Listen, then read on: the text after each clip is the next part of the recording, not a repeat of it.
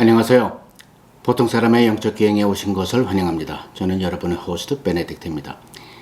이 채널에서 우리는 영적 질문 및 이슈들에 대해서 배심원 재판의 배심원들처럼 객관적으로 그리고 논리적으로 생각해보고 있지요.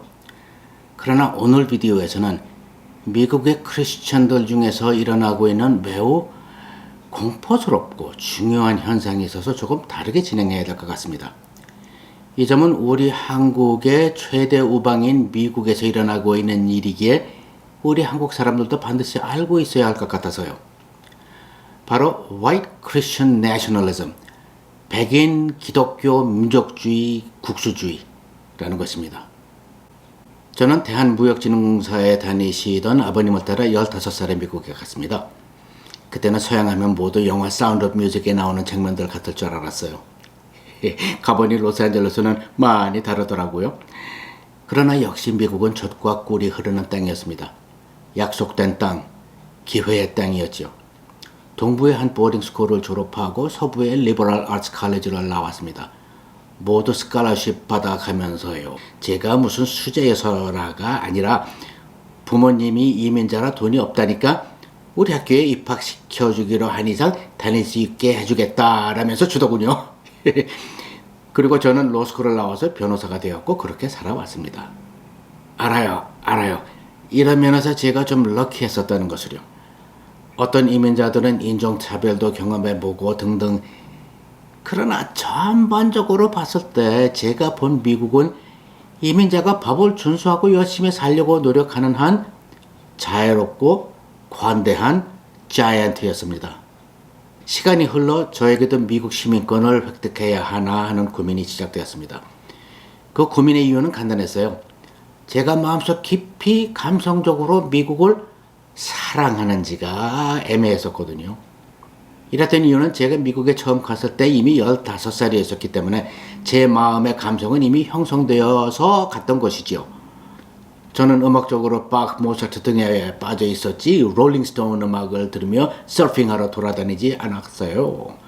미술 역사 공부한답시고 하이 르네상스 바로크 미술에 빠져 있었지 앤디 워홀이 왜 좋은지 전혀 모르겠더라고요. 미국 티네이저 아이들처럼 엔진 커다랗고 괴물처럼 힘센 자동차에 미쳐있지도 않았고 제 우람한 163cm 키에 오페라 가수가 될 수 있을 거라는 망상에 성악 공부에 매달리고 있었고요. 정작 중요한 것은 미국 여자아이들보다 한국 여자아이들이 제게는 더 예쁘더라고요. 그리고 가끔이라도 한국 음식을 안 먹으면 못 살 것 같고. 그렇다면 이렇게 아메리카적이지 못한 놈이 미국 시민은 왜 되려고 하는 거야? 라는 질문이 형성되지 않습니까? 그렇다면 제 자신이 미국이라는 국가에게 저의 충성심을 맹세할 수 있을까? 라는 깊은 딜레마였습니다. 웃으실지 모르겠으나 제게는 좀 심각한 문제였었죠. 자존심 문제였었거든요. 몇 년을 고민했습니다. 그러다가 한순간 미국에 대한 본능적인 모태적인 사랑이 아니더라도 The idea that is America, 미국이라는 나라의 정체성을 형성하는 아이디어에게는 나의 알량한 충성을 맹세할 수 있을 것 같은데 라는 생각에 다다랐습니다.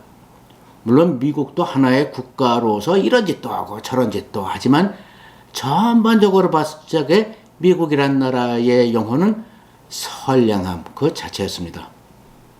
미국 선교사들이 이승만 대통령을 프린스턴 대학에 보낸 것을 보아도 그렇고 6.25 전쟁 흥남쳤을 때 메리디스 빅토리 호의 레너드 러루 함장의 인도주의적 용기를 보아도 그렇고 그분은 전쟁 후엔 목사님이 되시어 남은 인생을 사셨죠.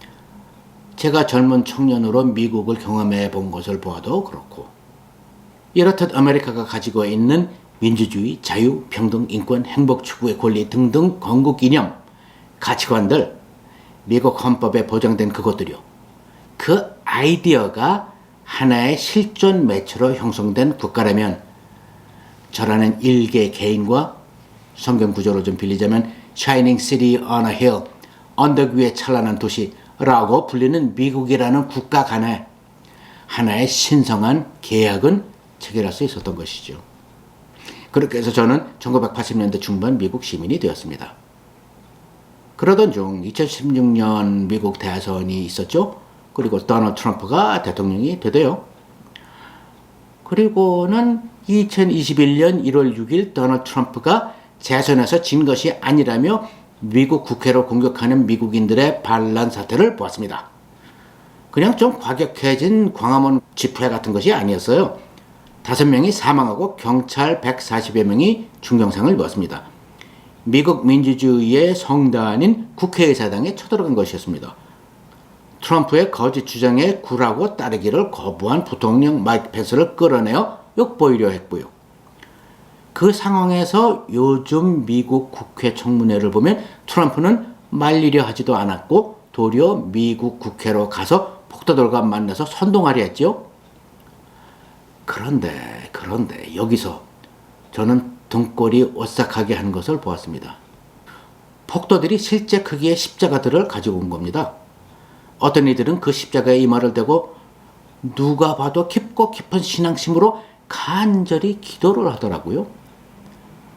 그리고 미국 사람도 잘 쓰고 다니는 야구 모자에 God, Guns, Trump, 하나님 총 트럼프 라고 쓴 것도 보았고, 아마도 펜스 부통령을 욕보이려고 만든 교수대에, 사람 몸에다가 죽이는 교수대, In God we trust, 우리는 하나님을 믿는다 라고 써있는 것도 보았습니다. 이런 것들을 보며 저는 도대체 어떤 기도를 하고 있는 거야? 라며 어리둥절하고 안절부절 못했습니다. 사실 미국 국민의 3분의 1 이상이 트럼프를 지지한다던데, 그 대다수가 크리스천, 특히 복음주의자들이라고 하던데, 도대체 이 모든 것이 무엇을 의미하는 거지? 라는 질문이 저를 괴롭히더군요. 그 후 1년 반이 흐른 지금 미국인 모두들이 이제는 그런 것들이 무엇을 의미하는 것인지 잘 알지요. 우리 한국인들도 알고 있어야 할 것 같아서 오늘 이 프로그램을 제작하기에 이르렀습니다. 어쨌든 저쨌든 역사의 이 시점에서 한국의 안녕과 운명이 미국과 가장 긴밀히 엮여 있으니까는요. 제가 그 의미를 설명하는 대신 7월 25일자 CNN 기사 하나를 소개해 드리겠습니다. 아래 링크도 적어놨고요. 알아요. CNN이 좀 진보적 성향의 언론사라는 거예요. 그러나 우리 모두 확정 편향 또는 사일로 사고 편향을 가지고 있지 않습니까? 그러나 이 기사는 적어도 1월 6일에 제가 본 기가 막힌 미국 국회의사당 폭동 현장에 나타난 크리스천들의 행동들이 무엇을 의미하는지를 잘 설명해주고 있습니다. 이 폭동은 많은 미국인들이 처음으로 미국에서 White Christian Nationalist Movement, 백인 기독교 국수주의가 일어나고 있음을 인지한 사건이었다. 백인 기독교 국수주의자들은 기독교의 언어를 사용하여 성차별 및 인종차별을 통해 미국의 백인 기독교 아메리카를 세우려고 하고 있는 것이다 라고 하대요. 그리고 그들에게는 3가지 중점적인 신념이 있다고 합니다. 그들의 첫째 신념은 미국이란 나라는 기독교 국가로 설립되어 있다고 주장하는 것입니다. 즉 신권 정체를 말하고 있는 것이죠. 제가 미국 시민이 되면서 미국에 충성을 맹세할 때 이해했던 바와는 전혀 딴 얘기지요. 물론 그들의 주장은 역사적으로 전혀 틀립니다. 미국 헌법에도 기독교에 대한 얘기는 전혀 없고 도리어 종교의 자유를 보장하잖아요. 제가 이 세계의 역사를 좀 들여다보면서 아는 바로는 미국은 18세기에 완성된 유럽의 정치 철학들을 모아서 북미라는 거대한 백지 도화지 위에 시도한 민주주의의 역사적 시도였습니다. 정교 분리, 교회와 국가의 분리 개념은 그 주축을 이루고요. 그들의 둘째 신념은 그들은 Warrior Christ, 예수 전사, 즉 칼을 들고 전투를 지휘하는 예수를 믿는다는 점이라고 합니다. 제가 아주 좋아하고 저의 마음 깊은 곳에 박혀있는 구약 성서 구절이 하나 있습니다. 한 아기가 태어났으니 우리에게 주신 아들이다.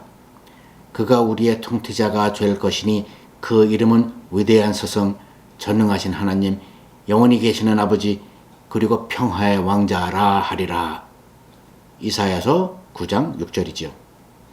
이 마지막 말 평화의 왕자, 한국 성경에서는 평화의 왕이라고 되어 있더라고요. 이 말 표현 한마디가 이사야가 예언한 메시아를 정의하는 것으로 저는 느껴집니다.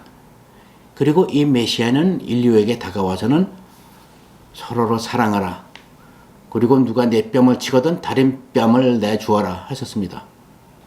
그러나 백인 기독교 국수주의자들은 이 예수를 믿는 것이 아니라 요한계시록에 나오는 피로 얼룩진 칼을 든 예수 전사를 믿는다는 것입니다. 그 눈이 불꽃 같고 그 머리에 많은 면류관이 있고 또 내지는 그가 피 뿌린 옷을 입었는데 그 이름은 하나님의 말씀이라 칭하더라. 하늘에 있는 군대들이 희고 깨끗한 세마포를 입고 백마를 타고 그를 따르더라. 요한계시록 19장 12절에서 15절. 그들의 세 번째 신념은 진짜 미국인이라는 것이 있다는 것입니다.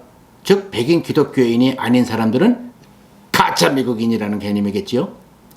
그들은 아마 시간을 돌이킬 수 있다면 과거로 돌아가서 백인 외의 모든 인종들의 이민을 무력으로 막았겠지요. 참 정신이 번쩍 들게 하는 생각들입니다. 그러나 미국 민주주의의 가치들의 파괴와 개개인의 인권 유린 뒤에 숨은 영적인 면에 한번 주목해 보십시다. 이들의 생각은 기독교 가르침의 돌연변이로 보여지는데 매우 흉악한 것으로서 지금 21세기 미국에서 일어나고 있다는 점입니다. 여러분들도 아마 많이 보셨을 텐데 2005년 영화 킹덤 오브 헤븐이라고 있죠.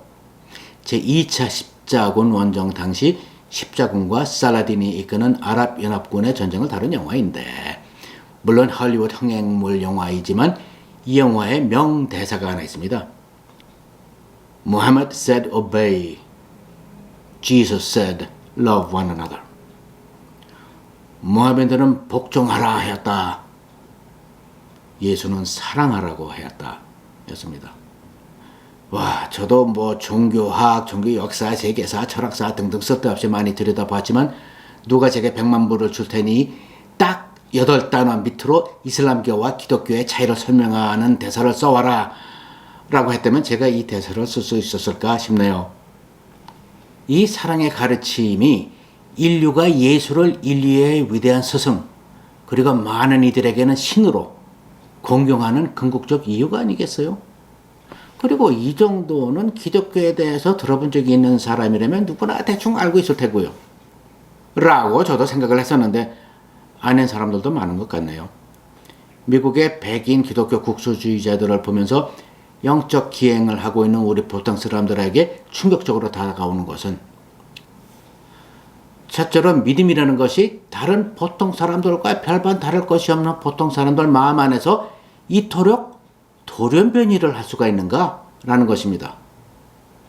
그리고 이들 백인 기독교 국수주의자들은 그들의 믿음을 독실하게 믿고 있고 하나님 또는 예수가 그들의 목표를 허락한다고 믿고 있다는 점, 아니 명령하고 있다고 굳게 믿고 있다는 점입니다. 이 점들이 바로 오늘 비디오 초반에서 제가 공포스러운이라는 표현을 쓴 이유입니다.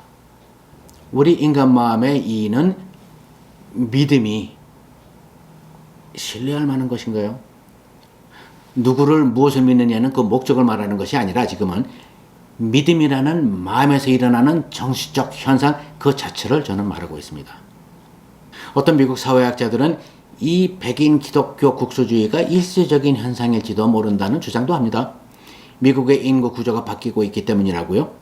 CNN 기사도 말하는 것처럼 이제는 18세 미만 미국인들 중 유색인종이 과반수를 넘었다 하네요.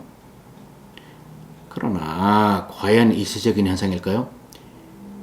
미국이 미래 세대에게 원한설인 분열의 씨앗이 뿌려지고 있는 것은 아닐까요? 미국이 50개 주 합중국으로 지속될까요? 중국보다 미국이 먼저 분열하고 마는 건 아닐까요? 미국의 기독교가 원래 그 자애로운 모습을 되찾을까요? 제가 혼자 해보는 질문들이 아닙니다. 미국 학자들 간에도 오가는 실존주의적 질문들입니다. 이렇듯 믿음이라는 정신적 현상이 미국이라는 언덕 위에 찬란한 도시의 뿌리를 흔들어 놓을 만큼 돌연변이할 수 있다면 영적 기행을 하고 있는 우리 보통 사람들은 어찌 해야 하나요? 깊고 무서운 질문들입니다. 저도 물론 답은 모르고요. 여기서 답 대신 세계사의 한 챕터를 소개해 드릴까 합니다. 14세기, 즉 1300년대는 인류가 가장 극심한 고통을 경험한 세기 중에 하나였습니다. 흑사병이 전 세계적으로 돌았고 유럽에서는 지금의 영국과 불란서 간의 백년 전쟁의 피로 물들어 있었고 13세기 중반부터 시작되었던 소빙하 시대 덕택에 전 세계적으로 수년씩 이어지는 최악의 기근이 들어 수많은 인류가 아사했고 식인 행위 및 유아 사례가 성행했으며 특히 토지의 생산성이 낮은 중동 지역의 아랍 민족들이 고통을 많이 겪었습니다. 이런 와중에 이슬람의 칼로 역사에 악명을 남긴 티무르 황제가 전 인류의 약 5%를 죽이는 살상하는 세기이기도 합니다. 그런데 이 범인류적 고통으로부터 유럽과 이슬람은 다른 미래를 선택하게 됩니다. 유럽은 미래를 선택하네요. 자유인본주의를 선택하여 인간의 지성, 비판적 사고, 자유, 인권 등 세속주의로 향한 것이죠. 그러면서 유럽 문명은 르네상스로 이어졌고 그 결과 대항해 시대, 계몽 시대, 그리고 급기야 산업혁명으로 이어지면서 오늘날에 이르렀습니다. 반면 이슬람은 과거를 선택합니다. 유럽이 미개했던 중세시대에 상대적으로 찬란했던 이슬람이 샤리아의 길을 선택하면서부터입니다. 샤리아법이란 이슬람 근본주의의 원형적인 표현으로서 어느 손으로 밑을 닦고 어느 손으로 밥을 먹느냐부터 정치, 경제, 군사까지 사회의 모든 일거수일투족을 코란, 하디스, 그리고 무하메드가 무엇을 좋아했고 싫어했느냐 등에 일일이 의거하여 통제하기 시작한 것이죠. 그 결과 미래를 향한 모든 인간 활동의 개발은 중단되었고 과학, 철학, 심지어 미술, 음악 영역의 새로운 고안과 도전은 멈추었고 세속주의적, 인본주의적 정치는 자취를 감추었고 여성의 권리는커녕 기본적인 인권, 자유 등도 종교의 가르침 하에 억압되어 갑니다. 그 결과 국가, 종교, 시민 간의 구분은 사라진 것이고 신과 무하마드의 말씀이 곧 한 국가의 법인 신권 정체 하에서 이슬람 문명은 그 발전을 자진해서 멈추고 맙니다. 역사자들은 이를 일컬어 The Great Closing of the Gate, 거대한 문의 닫힘이라고나 할까요? 20세기 중반의 문명 역사학자 베르난 브로델은 이를 Unmitigated Disaster for Islam, 이슬람의 완전한 낭패라고 표현을 했지요. 지금 미국의 백인 기독교 국수주의자들의 취향처럼요. 이들도 신중하지 못하게 기독교 믿음의 돌연변이를 허락함으로써 이 불행한 길을 지금 21세기에 자진해서 찾아가는 것일까요? 우리 한국에서도 이런 일이 벌어질 수 있을까요? 감사합니다. 다음에 뵐게요.